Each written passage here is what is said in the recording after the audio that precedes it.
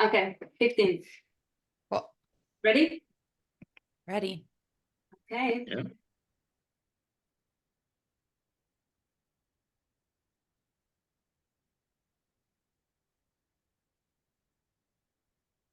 All right. Good afternoon, everyone. I'd like to welcome you all on behalf of Vdriven and our special guest this week, Jess Windell with Maven Consulting. I would like to welcome you to our masterclass on demystifying modern PR for CPG brands. So, if you're not familiar with Vdriven and our services, we this is part of our masterclass series where we bring in industry experts to share expertise and support CPG community. And if you're new to Vdriven, our mission is to advance the industry by making it accessible and transparent for emerging leaders through our services and resources that help grow their businesses. And you can learn more about us, our services, via our website at www.vdriven.com. You can reach me personally on LinkedIn. I'd be happy to set up a call to talk to you more about what we do. And as I mentioned, today we'll be joined by Jess Windell, who's the founder and chief Maven of Maven Consulting. She's also a co-founder and partner in two CPG brands herself. With brand marketing and consumer habits evolving dramatically over the last decade, Jess noticed that PR was lagging behind with her rich background in CPG across both agencies and in-house roles for consumer brands, she spotted a big disconnect between brand marketers and PR teams. That realization sparked the inception of Maven Consulting, which focuses on integrating full funnel PR into brand marketing. And Jess is here to dive into how we can frame up our thinking about PR to sync up with today's brand dynamics. And for those of you, again, not familiar with our format, this particular masterclass is going to be divided kind of into three parts, three different topics, if you will. And we're going to have stop after each part to engage with some questions you may have over that session's topic and the content that we went through. And you'll want to make sure you stay tuned till the end of the episode because I think Jess is going to surprise us with a special offer and discount for CPG brands on her services. So with that, I'd like to welcome Jess Windell. Jess, how are you? Thank you, Wade and Vdriven team. So excited to be here. And yeah, as Wade mentioned, I really started Maven on a mission to help brands demystify PR, having been on the agency and in-house side. So I'm really excited to be here today. And we really want this to be interactive and engaging, not a full hour of us talking. So please do put your questions in the chat. Don't parking lot it till the very end. We do want to hear from you and we'll pause as we go to answer those questions. So I know there's a lot of nuances and a lot of just specific customized situations. So really excited to get into the weeds of it with you, but let's get started. So the three areas that we're going to cover off on today are the myths and truths about modern PR versus kind of traditional, or maybe what you think of it. Integrating marketing with sales, which again is really bridging that gap between what has been siloed PR in kind of its own world on its own island and really what the rest of the business is doing cross-functionally, and then putting modern PR into practice. So I'm going to share some real examples of brand efforts and tactics that I've seen work really well. And my hope is that you can take these examples and put them into practice in your own way.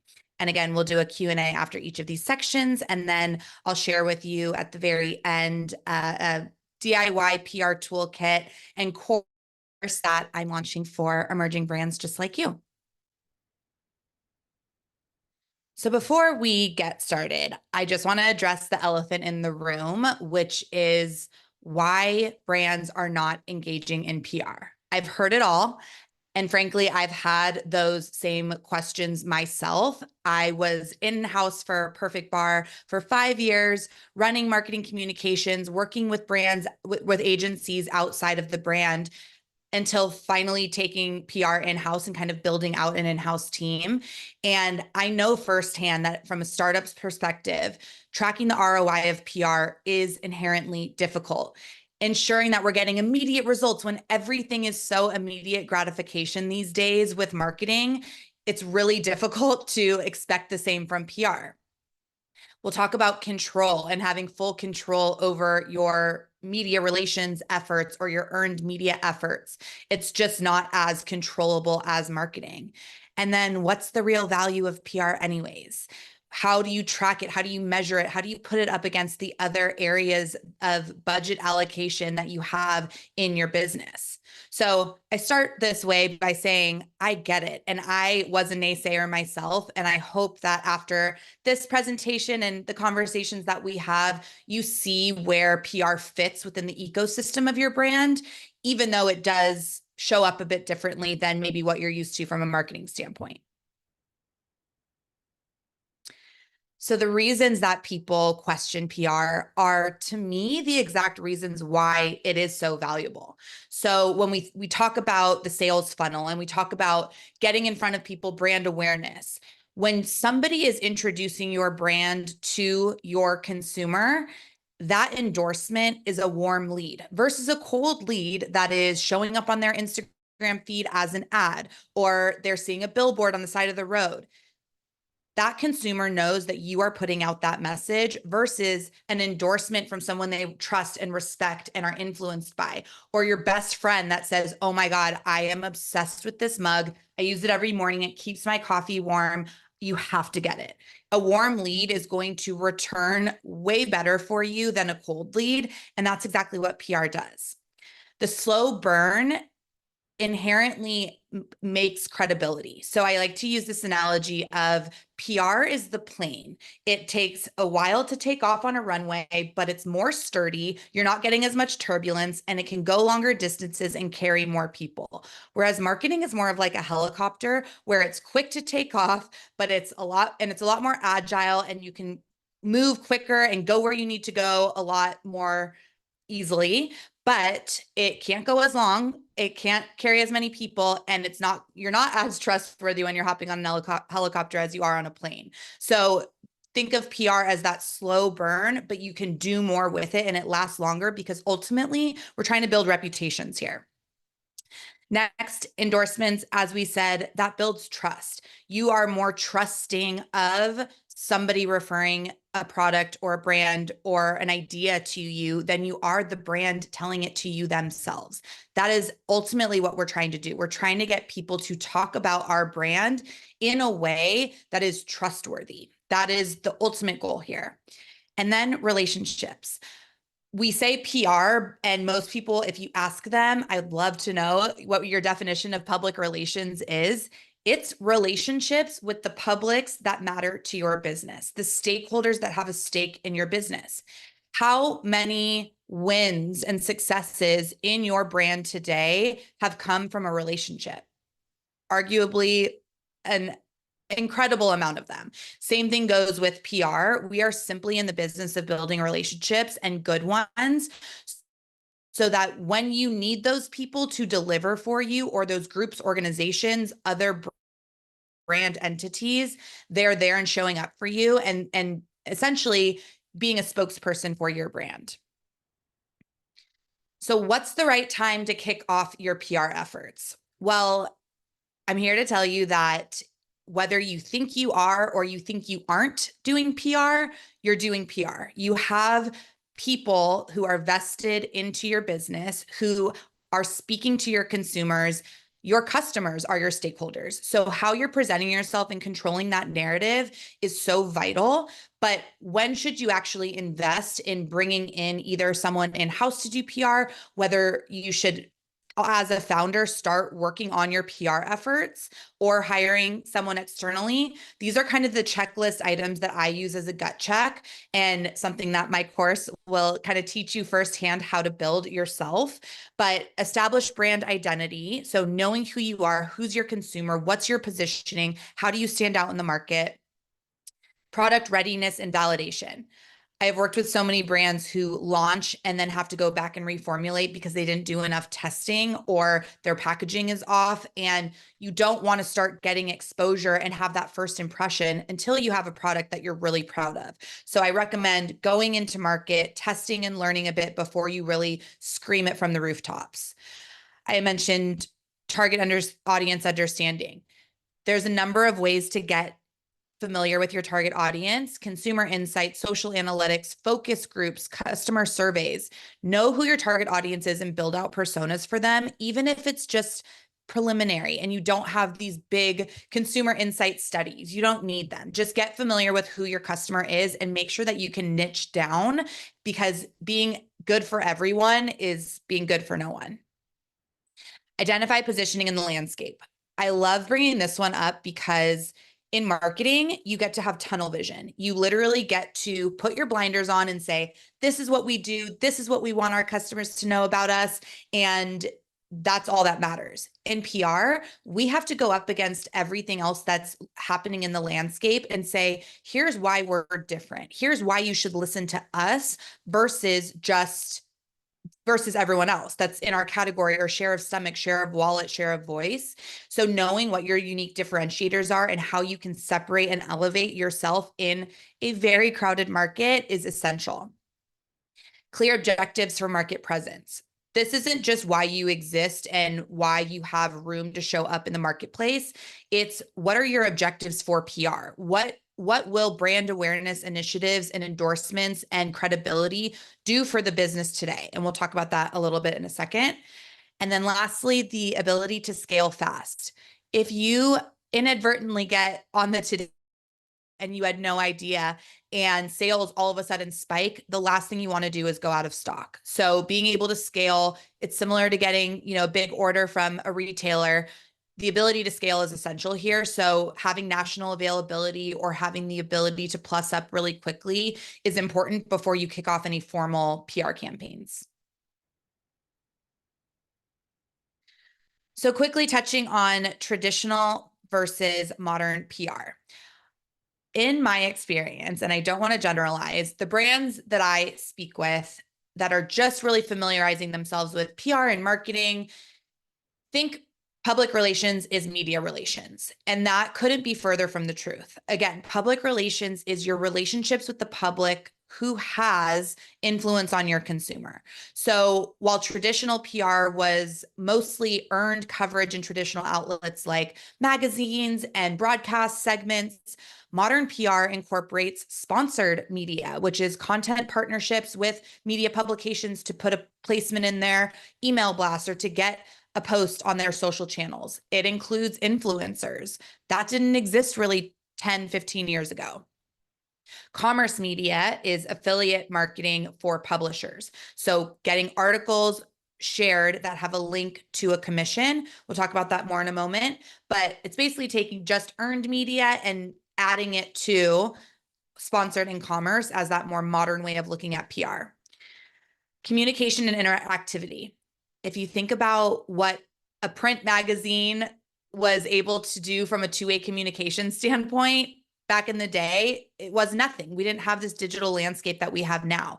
Now we get real-time feedback where an article gets published and it blows up. It is the talk of the town and everyone is buzzing about it, sharing it, giving their feedback. That creates a lot of anxiety for publicists, but also a level of feedback and communication that we didn't have before. So engagement is now available to us and real-time feedback versus just the one-way communication. It's printed in magazine, wonder who saw it, wonder what they think of it. Big, big difference here.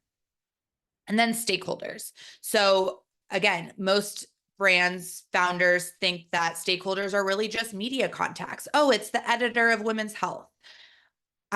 There are at least 15 more stakeholders that you should be considering, including influencers, podcasters, experts, athletes, celebrities, other brands, and even your own fans. As I mentioned, someone's tweet goes viral, all of a sudden they're a stakeholder that you need to be fostering a relationship with.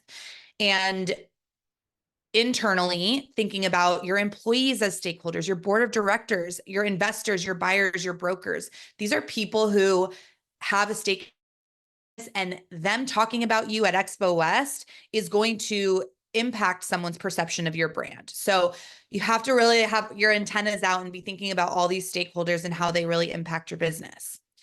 And then lastly, measuring success. This is a big one because notoriously PR is hard to measure. Measuring impressions means a whole lot of nothing to a CEO, a board of directors, investors. what does the brand awareness really do for us? So impressions and qualitative feedback is inherently what we can track. But now with this more digital landscape, we can track click-throughs and conversion rates. Did this link that we had on an Eat This, Not That article that was linked to our Amazon, did we see a spike that day after this article was published? We now can look at those things and look at the traffic driving sources that we didn't have before. And that is it for section 1. A lot packed in those 3 slides, you guys. Yeah, wonderful, Jess. Thanks so much. So many good talking points there. I love the analogy with the helicopter and airplane. It really makes you think about the difference between marketing and PR. And just this last slide, we were talking about the differences between the change in modern versus traditional PR. Specifically, the one that got me thinking was the piece about the your fans. And when you think about viral videos, you think so many times about it was purposeful, like intended on behalf of a brand or someone, right? And you don't really necessarily think about a retweet or something like that being posted that that really got me thinking. So I'm gonna let you take a breath for a second and see if we have any questions in the chat. Otherwise, I think I probably can throw a couple your way. We'll give just a minute here to see if anything comes up in the chat. And again, we're talking with Jess Windell with Maven Consulting, and once again, I'm Wade Yenny with Vdriven Consulting, and we're happy to have you joining us for this masterclass series today. And again, we're going to be giving away a discount of some sort. Jess is going to surprise us at the end of this episode, so that you can save some money on her services, which we're learning about today. So, okay, if you have any questions on what we've covered so far, please put them in the chat. I'm going to go ahead and fire something at you, Jess. So, what would you say are the key components that need to be in place for a PR strategy to be effective in today's world? I think we'll actually go into this in the next section deeper, but think about PR as just one component of the total ecosystem. The marketing needs to also be completely dialed. I say that PR is what amplifies your marketing efforts, and then marketing is what PR is what fuels your marketing. So it's kind of this cycle where if you're doing a big marketing campaign, the question becomes, how can we get more people talking about this outside of the channels that we kind of own or that we know we're going to market in? So PR is really that mindset of, okay, who else is going to care about this? Who else is going to get excited by this? Can we send out media mailers? Can we send this to other brands to get them pumped about this marketing campaign? And then when you get coverage and you get buzz for anything that the brand is doing, putting that back through marketing to say, now we're going to market it to our existing fans, or we're going to put some paid spend behind it and get that amplification that way. So it's kind of this marriage between the two where you're just going back and forth and toggling with supporting each other. I think there's a ton of crossover with marketing and PR, which we'll talk about, but there's definitely this ping pong back and forth that if your marketing is not anything and you're like, well, we're spending all of our money in PR, we don't have money for marketing, it's not going to work. You have to have both. PR is essentially free. And that's why I created a course, because I think you can do it by yourself without hiring an agency when you're a small brand. But you need to have your marketing dialed. And there's a lot of ways to do that fundamentally. I love that. I love that. We do have a question from Don Talk with Nelea, who is one of our clients.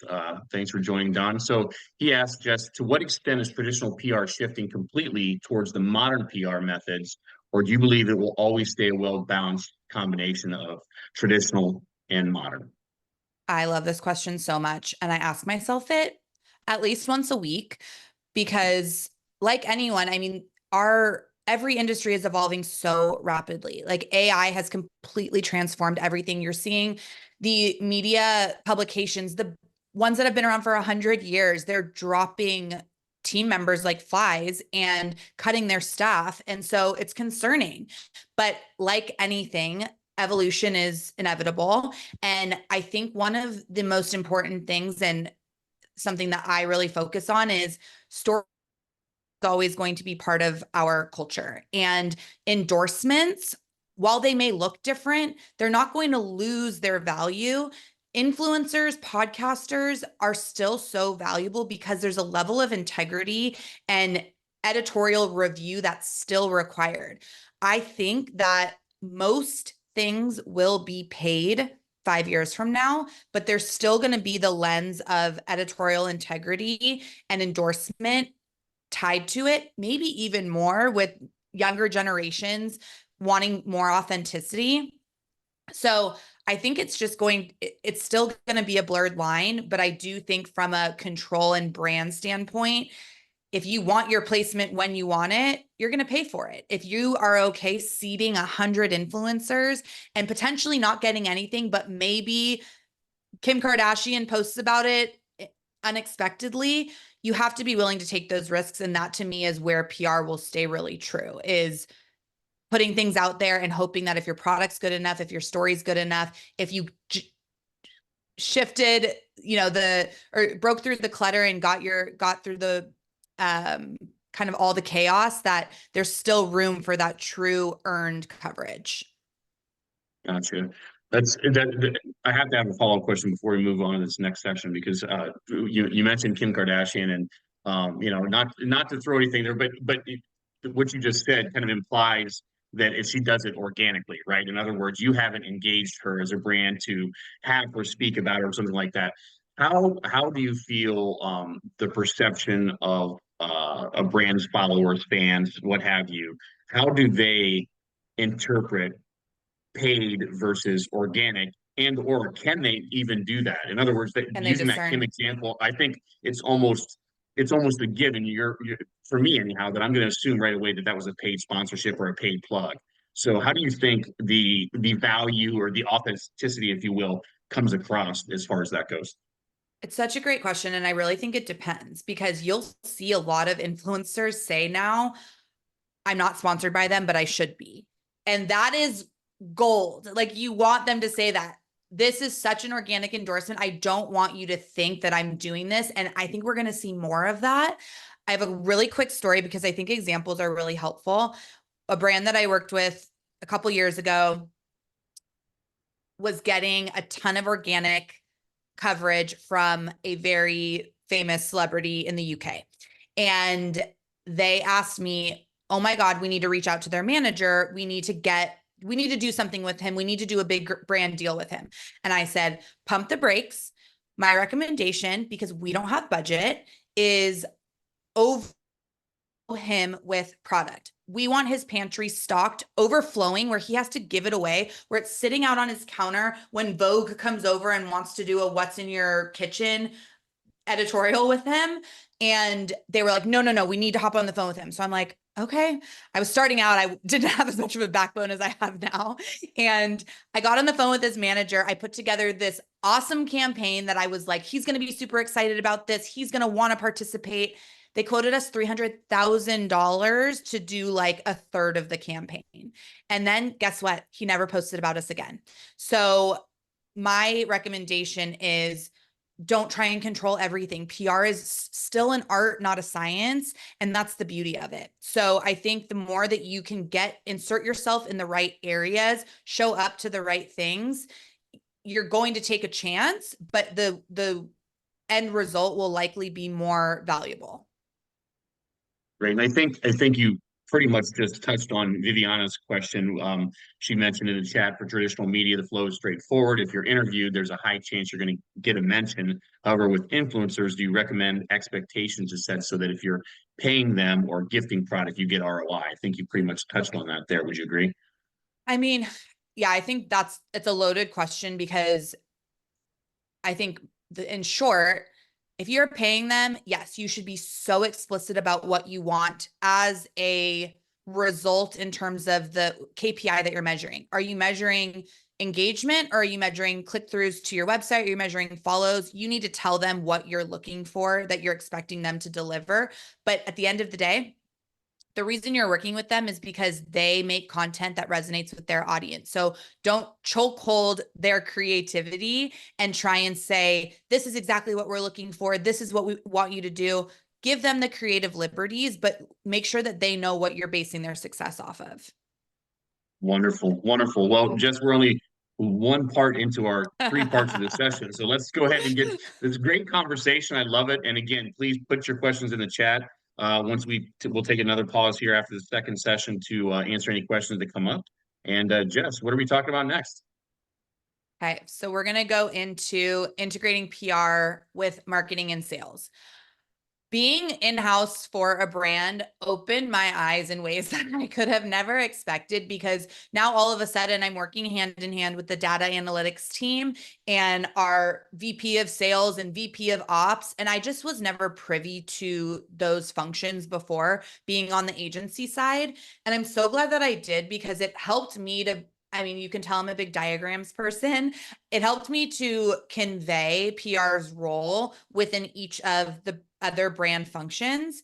And I think it's really important that PR doesn't sit by itself. I feel like a broken record saying this, but to me, it really sits on both ends of the funnel. So it starts with that brand awareness. And again, we're talking about warm leads that are coming in through endorsements. I have another analogy that I'll share, which is if you see a poster slapped on a light post on the corner of the street that says, hey, go check out that house. They're serving the best drinks and playing the best music. You have to go in there. You're like, that house is promoting itself like a house party. I'm not going in there. That's creepy as hell. But if you see your best friend standing on the side of the street saying, oh my God, you have to come with me. I'm going into this house. They're playing the best music and serving the best drinks. I was just there earlier. I'm going back. Hands down, you're going into that house. So it's really that warm lead that gets people into the funnel. And the more people we get into the funnel, the more they're going to convert. So then you get into consideration and conversion, which are primarily marketing functions. And then you get the sale. And then when you come out the other side of the sale, you worked so hard to get that person through the sale and to convert. How do you keep them there? Well, loyalty and advocacy, where now they become the person that's on the side of the street saying, come into this house. It's my favorite. That is a function of PR. Marketing is not going to do that for them. Marketing is going to tell them what they already know. I even think that when you do an innovation launch or you have like a promo, there's an element of PR to that because you're exciting your consumer. I also think of PR as the more emotional offering, whereas marketing is the functional offering. Marketing is telling you, what are you going to get and why do you need it? PR is going to tell you, how is this going to make you feel? What is this going to fulfill? What emotion are you going to have once you try our product, have our product part of your routine? And then PR objectives. If I had a nickel for every time a founder CEO came to me and said, well, we need this to drive sales, I probably wouldn't be here, but maybe I would. PR objectives are so important to get clear on in the early stages of really any campaign you're doing, because I think there's really three opportunities for PR tactics to result in. One is build a strong foundation. That's likely what a lot of emerging brands are in. You can't drive action and build credibility and trust until you have a strong foundation. So just getting brand awareness and your key messaging out there. If you have an ingredient that is lesser known, like the lupini bean, you are not going to get anyone to listen to what your brand has to say if they don't understand what a lupini bean is. They don't care that you have pasta and bars and protein if they don't understand what that is. So the key messaging, the education, information sharing, and just getting your brand out there is really valuable at the get-go. Second is credibility and trust. This is when that third-party validation comes in. We have a nutritionist that is saying the lupini bean is the best source of protein. Getting that industry recognition or just overall consumer lifestyle business recognition, award opportunities, getting asked to speak on a panel at Expo West. Those types of things build credibility and trust, but it's a very different function than brand awareness and key messaging, because you could get a speaking opportunity at Expo West and never talk about your product. You're talking about your expertise, and maybe now you're seen as an expert source on sustainability, but your brand isn't getting that key messaging across. So those are two very different functions. And then lastly, driving action. As I mentioned with modern PR, we just now have more capabilities to drive trial and action. The amount of campaigns that we've been running for our brands over the last year that are tied to an aisle coupon. We're doing, a big PR stunt, but then there's a coupon component to it, or there's a sweepstakes where we're generating emails that then we can retarget these folks. There's just so much more that we can do to kind of bring people down the funnel when we're starting with PR that we can now drive traffic, affiliate links, influencers. We're driving traffic like we weren't before.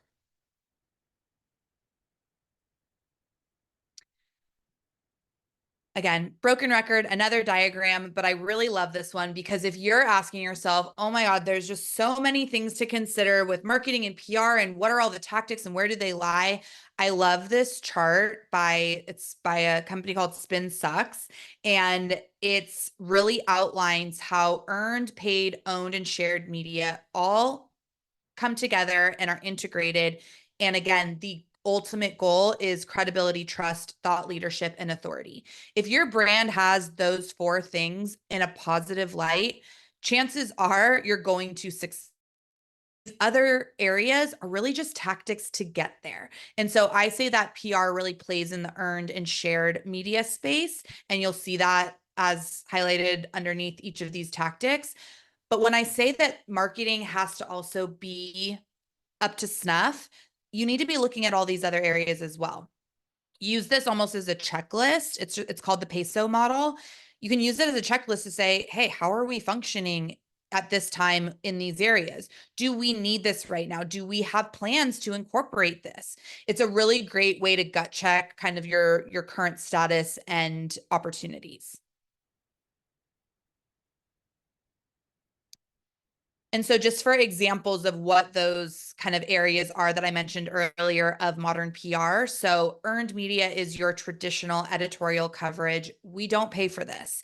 And it does take so much time, so much energy.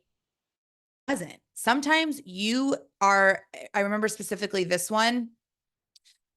We had just started working with Mauna Loa. They had just launched their ice cream. It was January of 2021 or 2022, and Parents Magazine, we were talking to the editor and she's like, oh, we're doing a Frozen Awards in July, and it was January. One email, we get their ice cream covered. It had hardly even launched yet. That was just one email.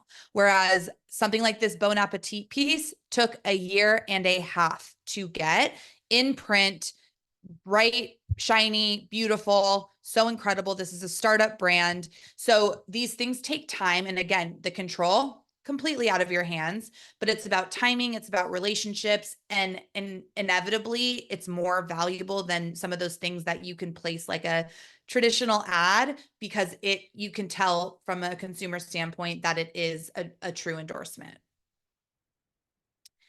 This is a whole new world of affiliate marketing, but these pieces that you see here are great examples of just how affiliate articles look just like these articles. They're, to the naked eye, you cannot tell that these have affiliate links in there. Sometimes it'll say that it'll have a caveat of, if you click a link in this article, we may make a commission.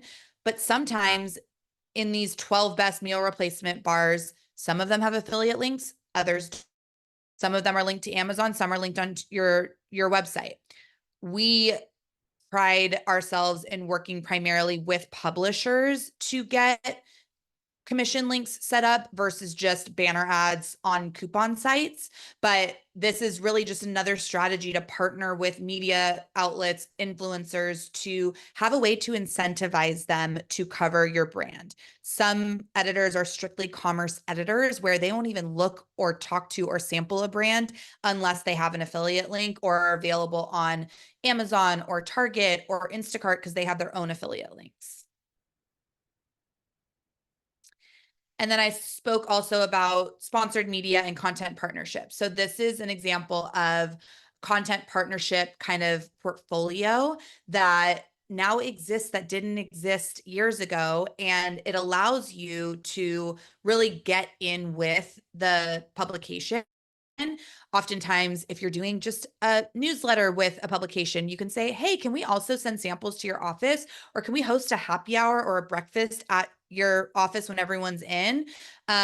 It does allow you to get your foot in the door. So sometimes I'll say, let's just throw them a bone because we haven't been able to hear back from this editor, and we really want to get this piece with her. Let's just do a quick $5,000 spend and then see if that kind of gets the wheels turning for her, and to show them, I mean, these are businesses too. We have to remember that it's earned media and it has been, but something's got to pay the bills.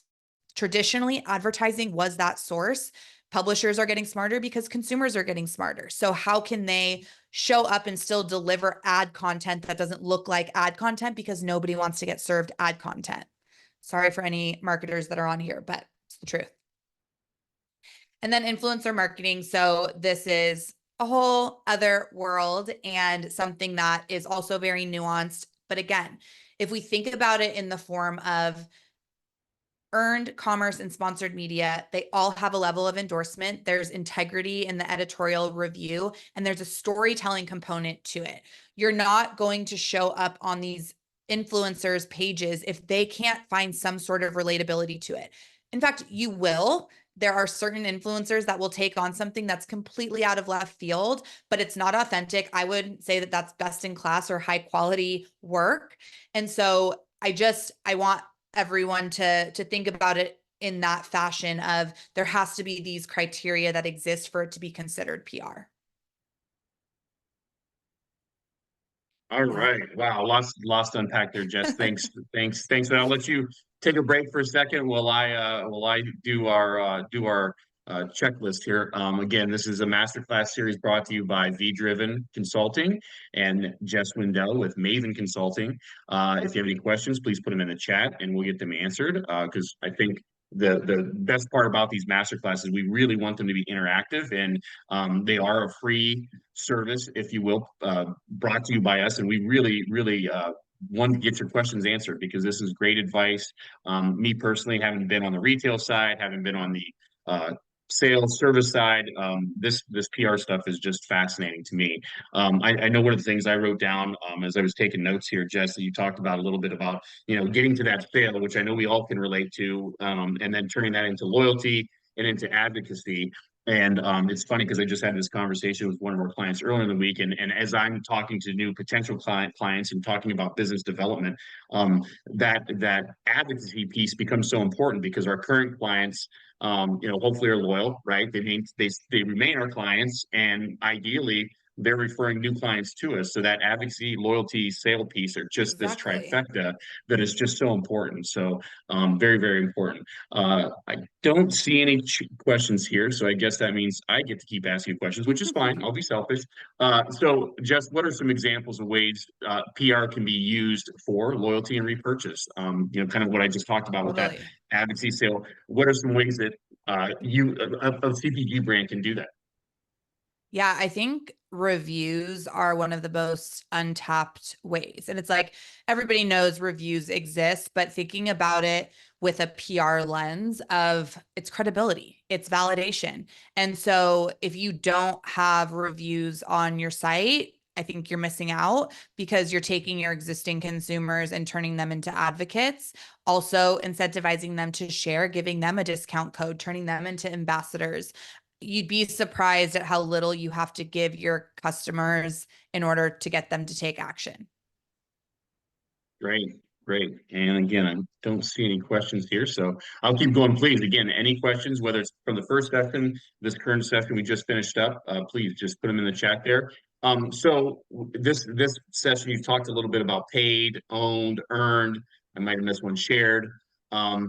Do you need all of those to have a successful PR campaign, or can you focus on Yeah, one or a couple instead of everything? Do you need everything to be successful? absolutely not. I think having those kind of fundamentals in place, which half of the course of what I'm sharing with you is setting your brand up for success. It is I'm like, you want to get right into it. What's the magic pill? How do I get my brand talked about everywhere and anywhere? A lot of it is just making sure you're set up for liftoff. And I think that another kind of phrasing that I use is there's an ebb and flow. So there's seasonality to every product. There's also season for every brand. There's also seasonality in the news cycle, the, holiday timeframe. You're either a holiday brand or you're not. And let's not try and fit a round peg into a square hole. Or square peg into a round hole. It's definitely, don't force yourself on your consumers or your stakeholders when you're not supposed to be there. So there's going to be times where it's a little bit more of planning mode, and then there's heavy push mode. And I think it's really important that you build out that calendar realistically, because you also don't want to be the boy who cried wolf and we have news all the time and everything's a big deal and we're thrilled and excited about everything. It's like, that's going to get real old really quick and people are going to stop listening. Right. And I think one of the things that comes up so many times in the conversation with, and I'm sure you hear this time and time again, resources are limited. I can't afford that. I can't do this. In those cases, which oftentimes are every time, right? Is there a prioritization that should take place with regards to what the focus should be on for PR? The best part about PR is it's free for the most part. When I think the sponsored element piece is where you really start spending. Otherwise, I mean, everything that I'm about to share in this next section, which I feel like is the perfect transition, are things that you can do for little to no money. And it's why I am so freaking passionate about sharing this, because I felt like every time I shared some of these things with founders and brands, they're like, oh, I didn't think about that. Yeah, I do have access to that, or I could find that. And it's more just putting the idea in their heads that, oh, that's an avenue I could go down that could reap really good benefits. But again, there's a downside to not paying for something, which is control and timing.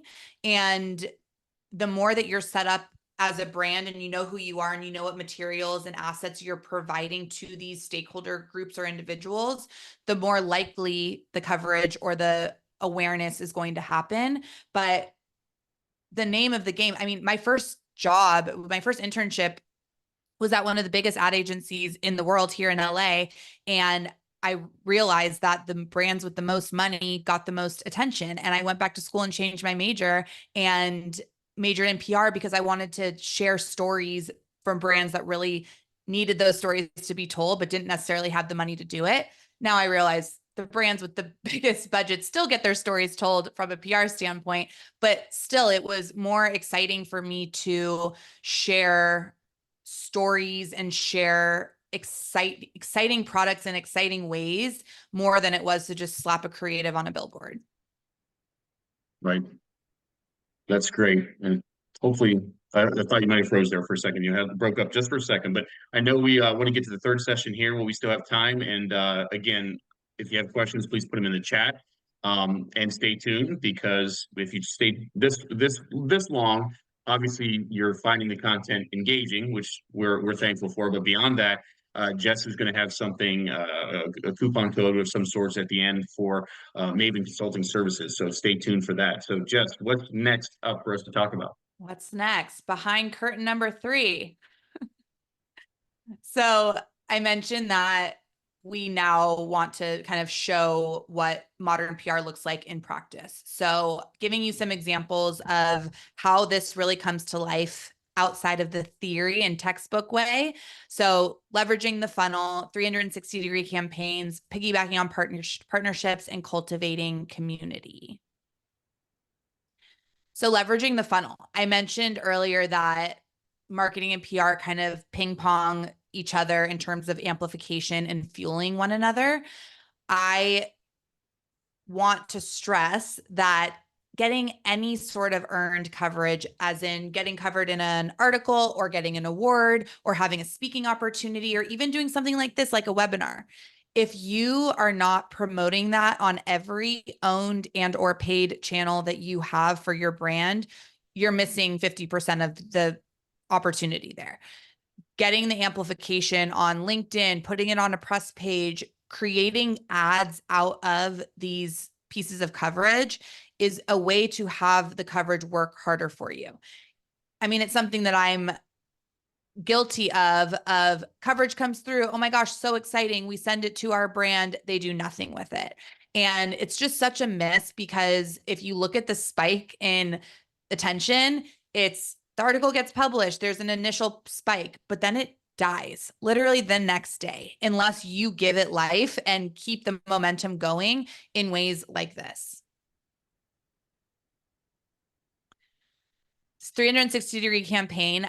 I think most people saw this, and it's relatively recent. And I thought it was one of the most well done creative campaigns in the past couple of years, because of how many elements it incorporated and really orchestrated to come to life. And even after it was done, people were asking, was that planned? Did they do that? Or was that all really organic? And so essentially what happened was they engaged a celebrity that was Michael Cera, that was pulled from years of social media accusations that he had been part of the brand. So there's an insight there that they didn't just say, eeny, meeny, miny, mo, what celebrity do we want to use? It's a lot of people drumming up this kind of groundswell of, is Michael Cera part of CeraVe? Then they documented content with him holding the product, and unexpectedly he gets caught with all the product. Then a couple TikTok influencers post about it as if they caught him or saw him. And then it just spirals from there. And now they have all these things. He's doing interviews. It just was one thing after another in this like beautiful symphony of PR stunts. And I think when you think about, oh, what do we do to generate buzz? It's no longer putting a big tower in Times Square. It's not that anymore. It's much more calculated and orchestrated. And you have to think, again, what is the goal that we're trying to achieve here? Oftentimes it's just to get people talking, and that's okay. It doesn't have to have a call to action where they download a coupon. We have to get that out of our heads. It's sometimes just showcasing the brand and getting that brand awareness so that people know who you are and what you sell. These are some other examples of creative campaigns that we kind of developed for one of our brands. And I do this all the time, and often they don't see the light of day, but I like doing them because I think it showcases the multifacetedness of PR campaigns, where it isn't just, oh, we hope we're going to get media coverage from this and we hope somebody covers it. It's, we are getting people excited and talking, and they're going to share with their friends. They're going to bring their friends. I could give a gazillion examples of this, but oftentimes there's an element of owned, paid, shared, and earned media that we incorporate into this, because as we were saying earlier, you can't really succeed at the fullest extent unless everything's engaged. And that's specifically for campaigns. I think, not everything in that peso model needs to be considered, but I'm sorry, it doesn't need to be activated, but it should be considered.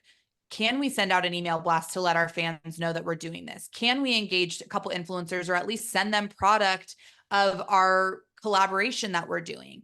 Thinking about how you have the potential to hit on all these areas with a creative concept it's all in front of you. You have access to it. And if my brand, Drift Sleep, it's a sleep products brand. And we spent the first 2 years just building up an army of experts, influencers, and advisors that we have not paid a single thing to. But the second we have a new product, they're the ones receiving it all. And we've just been building relationships with them for 2 years that they're going to post about it without us paying for it.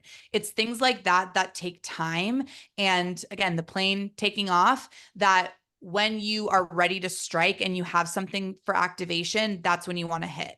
So a lot of these things are not overnight sensations. It's things that take time, but the best things do. Partnerships is a super untapped territory, I think, for emerging brands, and that can come in the form of industry and charity organizations. And I want you to think about this not for the sake of, oh, what do we get to boast about that we're giving back to Feeding America? It's not about you. It's about the relationship with that stakeholder. You want to get in front of their donors and their volunteers and their fans because you get to show association and alignment with them and support of them.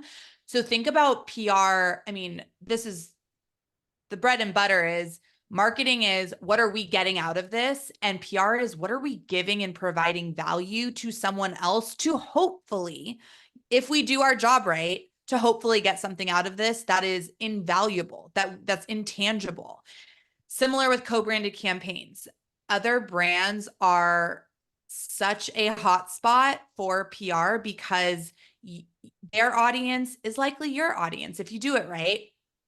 And the ability to partner at little to no cost outside of maybe the manufacturing or logistics or the giveaway item that you're doing, you're getting in front of potentially 100,000 new customers without paying an influencer that has 100,000 following. It's such a missed opportunity and oftentimes just such low-hanging fruit. So highly recommend considering that. And then retailer tie-ins for association. There are certain retailers that I call sexy retailers. They're constantly getting picked up in media. They also act as a stakeholder where they have reach and an audience of their own. We did a campaign with Koya that was a coffee for National Protein Day, and we got a TikTok video shared on Starbucks social, which I believe is like 21 million. And that was worth more than any influencer could have ever done for us because it's Starbucks. That credibility just speaks volumes. And so think outside the box. Don't just revert to, oh my gosh, 20 million. We could never play an influencer for 20 million. Well, if you're partners with a retailer, it's mutually beneficial for you two to support each other and get that exposure. So having the partnership in place and then seeing how you can get creative. A protein coffee campaign isn't obvious. We had to get creative and think about it. So there's just so many ways that like creativity is a huge part of PR. It's how do we break through the clutter and get people talking about us when it's a really crowded market? And lastly, cultivating, I guess second to last, cultivating community. So engaging experts. This is the example I was giving you about Drift and just dietitians, engaging experts to speak on behalf of you. Rewarding fans, ambassador programs that I was mentioning earlier, reviews, and then fostering experiences. So this was a campaign that we did with Rationale in January for Dry January. And everyone else is like, go sober for January. And we're like, throw a rager and we'll give you the tools to do so. And we sent out these party packs to influencers and media, and we did a big giveaway. And kind of just going against the grain, we got picked up in Ad Age for next to like Heineken and Stella, who are also doing Dry January campaigns. We are a tiny little brand, and it's all about creativity and just thinking about what is going to get people talking. Lastly, tell your story in your own way. LinkedIn is undoubtedly one of the most untapped platforms that you get to control your narrative. And contributing to bylined articles or doing talks, panel discussions, anything where you can get your voice heard is an opportunity for you to do PR for your brand because it'll eventually inherently fall back on your brand. And then award and podcast opportunities as well. Think about those as another way to get good coverage and buzz and positive sentiment about your brand. All right. Wow. Lots there as well. A lot, I So know. waiting to see if we have any questions from this last part that you went through. I know we want to talk about your coupon code. Again, we're talking a masterclass series brought to you by Vdriven. Our special guest this week is Jess Windell with Maven Consulting. She's been educating us all on PR. And I know I found it personally beneficial, and it's made me think about several things. Jess, while we're waiting to see if there's any questions, and before we give out the coupon code, tell me a little bit, because I love the collaboration piece. And I'd like to know, again, we're talking to so many of our clients, so many of our community here at the Vdriven community, are small brands, right? They're bootstrapped, Yeah. very, very small teams, and brands for that matter, right? They're just getting started. They're pre-revenue. They're maybe just in Erewhon or who knows where, right? How Mhm. would you suggest a brand like that engage a larger brand for collaboration? So I think it goes back to creativity. Um, we just pitched an ice cream brand. Well, without giving it away, because it hopefully will happen. We just pitched a brick and mortar national ice cream brand on doing a flavor for a 10-year anniversary for one of our brands. And we are much smaller than, and we basically put together this campaign that is so fun, kind of outlandish, but would generate buzz because of the concept versus just, oh, we want to slap our name on your brand and do something with you. So that's number one. Number two is I'm doing a partnership right now with a coffee shop for one of our brands that has distribution in this coffee shop, and they don't have a PR team. So we basically said to them, look, we'll do all the PR for you and we'll get your baristas covered. We'll get your name out there. Here's how we would position you. So by bringing in resources that they don't have, like design, creative, that maybe they have creativity, PR, the ability to market it in arenas. So if you're like, we're sponsoring this huge event and we're going to bring our collaboration product to it, great opportunity for them that maybe they wouldn't have had access to on their own. So like, just think about, again, it's about the relationship. It's about what can you deliver to them that's valuable that they can't get on their own or that they're going to see as exciting.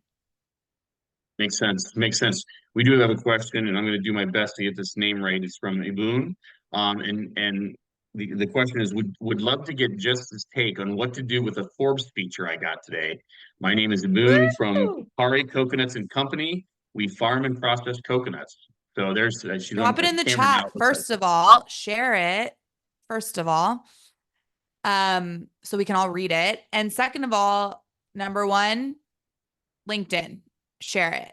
Number two is put it on your website press page. Number three, send it out to your buyers, your brokers, your investors, your board of directors, send it out to your company, ask them to share it. Number four, I would say put it in your social, do a social post, put it in your highlight reel. Yeah, those are some ideas. Great. Well, and the beauty of this Thank you is so much. this is a real-time example of how the community helps each other, right? We've got Jess Windell on here educating us on demystifying PR. We have a question from the chat, a real life example of something that she has, and she just got feedback on what she can do. And now, Iboon, you've got the whole V-driven community that's watching live now, and will see this after the fact, that are going to be potential advocates for you and your brand. So congratulations on the article. I'm very happy for you. I look forward. I've already opened it so I can read it after we're done here. I look forward to doing that. Jess, I know we're about out of time. I don't see any more questions Yes. here. I want to say real quickly again, if you like the content you heard today, this is something V-Driven. We're just passionate about helping the community. That's what we talk about, this community. If you want more information, you can join the community. It's free, costs absolutely nothing, just like what we did today. And I'm sure the link's going to be in the chat at vdriven.com. If you'd like to talk to me personally, please reach out. You can, again, do that via the website. It'll come to me. I'll get a notification. We'll reach out to you, schedule a talk, or LinkedIn. We're just very, very open and anxious to help and talk to emerging brands that we can work with. So, Jess, after an hour though, talking about PR, Yeah. you've started this DIY, do it yourself PR toolkit. Talk to us about this Catalyst course, and for those still watching, how can they save money on this course on PR? Yeah. So we'll be sending this out in an email afterwards with a link and the code. But essentially, everything that I shared today, I was so excited to be sharing that I wanted to have a way to do it on a grander scale. So I put together it's taken me a year, but 10 modules, 33 lessons that just dives deep in not only the what, but the how to do this yourself, because I turn away 99% of the brands that want to work with Maven because I just don't think that they're ready or should be spending their money on a full service agency when they don't have the activity to support a full service agency. And what we get for them will not impact them enough to justify the cost, in my opinion. Other agencies may say different, but I just know that it's almost as if I was bringing in someone to work on your brand. How would I teach them? So I put together a course and toolkit that has templates, examples, resources. There's a whole section of media lists, influencer lists, awards lists that you can add on to the course if you want it. And then you can also book consulting packages with me to help customize. So if you have a specific question, like we have a call with this celebrity's manager and we don't know what to do, that's when we can hop on a call and talk through it. So it is just launching right now and giving codes, for the next couple weeks just to kind of kick things off. But I'm really excited about it because it really solves a need that I've seen in emerging brands, just needing the tools and resources to kind of take the first couple steps and put the fundamentals in place so that they can start getting the wheels turning. And then hopefully, couple years down the road, they'll be ready for a bigger push. But I just don't want to see brands getting burned by PR agencies anymore. That's very generous of you. And you can see on the screen here that if you use the code Vdriven, you'll save $500 off this do-it-yourself PR toolkit catalyst that Jess has created. So I very generous, Jess. I'm optimistic and thinking pretty likely you're going to be hearing from some of the audience that is tuned in live here today. Thanks again for joining us. Again, this masterclass has been brought to you by Vdriven. And our special guest this week, Jess Windell with Maven. Jess, anything I missed that you want to say before we wrap things up? No, thank you so much. Connect with me on LinkedIn. There, and then that link is in the chat as well. And we look forward to the next masterclass, which we'll be announcing shortly. And hopefully you found this beneficial and a good use of your time today. Thanks for joining. And remember, if you're not following our Founder CEOs podcast, Luke Abbott has his podcast called the Reconnected Podcast. You can find that on Apple Podcasts and Spotify. And my podcast that I do live on LinkedIn on Fridays is called CPG Vibes. And you can also find that on LinkedIn's YouTube, Spotify, and Apple Podcasts. So please join us there, and we'll continue building this community. Thank you, everyone. Thank you.